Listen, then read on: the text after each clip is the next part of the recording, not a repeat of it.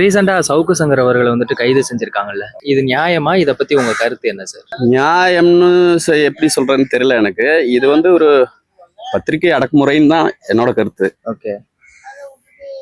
அதாவது விமர்சனங்கிறது ஆரோக்கியமான விமர்சனம் எல்லாத்துலயும் வேணும். அப்பதான் எது தப்பு எது ரைட்டுன்னு ஜனங்களுக்கு தெரியும். கண்டிப்பா. அதனால ஆரோக்கியமான விமர்சனம் பண்ணாங்க.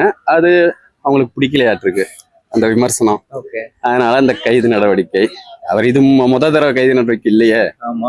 இதுக்கு முன்னாடி நிறைய தடவை பண்ணியிருக்காங்க. ஸோ எல்லாமே என்ன சொல்றது, இவங்க கையில சட்டம் கிடையாது, கோர்ட்டுன்னு ஒன்று இருக்கு.